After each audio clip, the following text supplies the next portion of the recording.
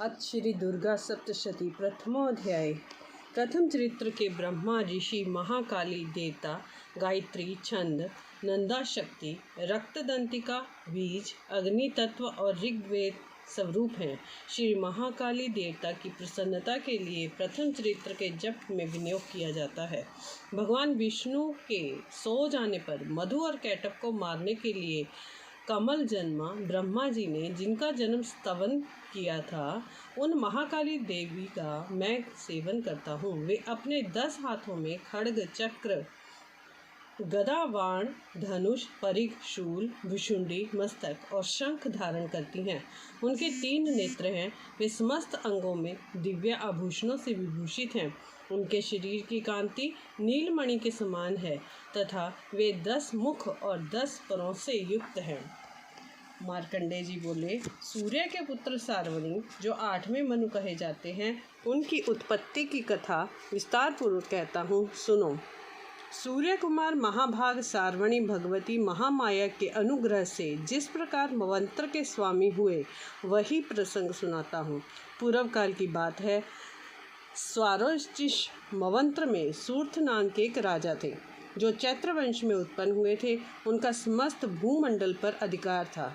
वे प्रजा का अपने औरस पुत्र की भांति धर्म पूर्वक पालन करते थे।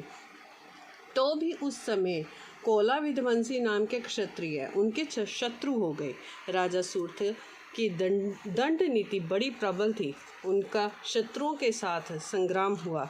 यद्यपि कोला विध्वंसी संख्या में कम थे, तो भी राजा सूर्थ युद्ध में उनसे परास्त हो गए। तब वे युद्ध भूमि से अपने नगर को लौटाए और केवल अपने देश के राजा होकर रहने लगे। समूची पृथ्वी से अब उनका अधिकार जाता रहा, किंतु वहाँ भी उन प्रबल शत्रुओं ने उस समय महाभाग राजा सूर्थ पर आक्रमण कर दिया। राजा का बल क्षीण हो चला था, इसलिए उनके दुष्ट, बलवान और दुरात्मा मंत्रियों ने वहां उनकी राजधानी में भी राजकीय सेना और खजाने को हथिया लिया। सूर्थ का प्रभु तब नष्ट हो चुका था, इसलिए वे शिकार खेलने के बहाने घोड़े पर सवार हो वहां से अकेले ही एक घने जंगल में चले गए। वहां उन्होंने विप्रवर मेधा मुनि का आश्रम देखा, जहां कितने ही हिंसक जीव अपनी स्वाभाविक हिंसावृत्ति छोड़कर परम शांत भाव से रहते थे। मुनि के बहुत से शिष्य उस वन की शोभा बढ़ा रहे थे।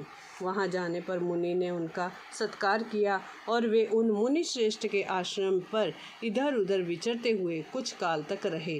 फिर ममता से आकृष्ट चित्त होकर वहां इस प्रकार चिंता करने लगे, पूर्व काल में मेरे पूर्वजों ने जिसका पालन किया था, वही नगर आज मुझसे रहित है।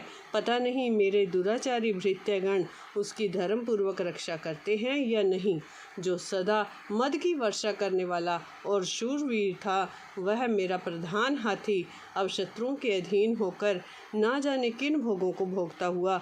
जो लोग मेरी कृपा, धन और भोजन पाने से सदा मेरे पीछे पीछे आते थे, वे निश्चय ही अब दूसरे राजाओं का अनुसरण करते होंगे। उन अपव्ययी लोगों के द्वारा सदा खर्च होते रहने के कारण अत्यंत कष्ट से जमा किया हुआ मेरा वह खजाना खाली हो जाएगा। ये तथा और भी कई बातें राजा सूर्थ निरंतर सोचते रहते थे। एक दिन उन्होंने वहाँ विप्रवर मेधा के आश्रम के निकट एक वैश्य को देखा और उससे पूछा, भाई तुम कौन हो? यहाँ तुम्हारे आने का क्या कारण है? तुम क्यों शोकग्रस्त और अनमने से दिखाई देते हो?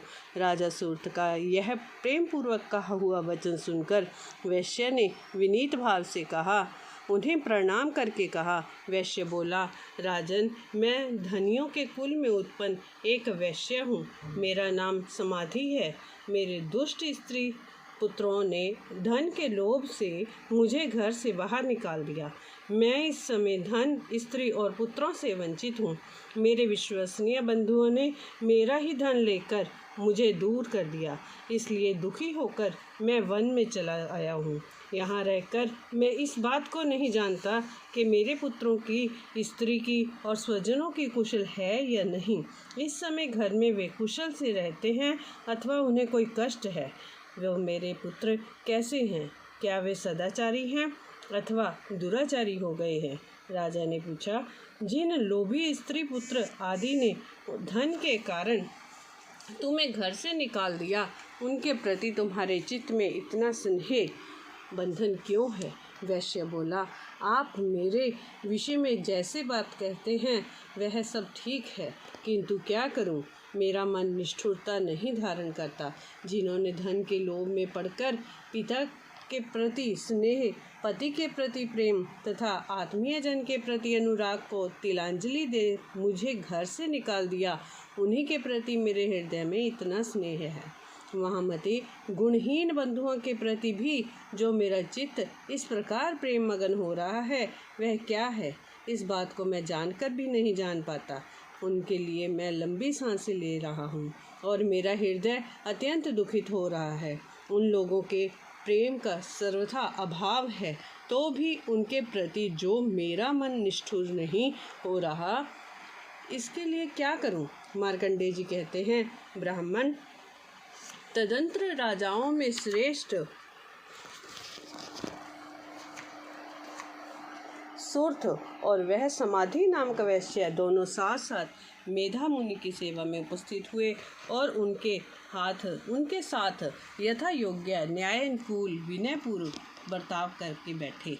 तत्पश्चात वैश्य और राजा ने कुछ वार्तालाप आरंभ किया। राजा ने कहा, भगवान, मैं आपसे एक बात पूछना चाहता हूँ, उसे बताइए। मेरा चित्त अपने अधीन ना होने के कारण यह बात मेरे मन को बहुत दुख देती है। जो राज्य मेरे हाथ से चला गया है, उसमें और उसके संपूर्ण अंगों में मेरी ममता बनी हुई है।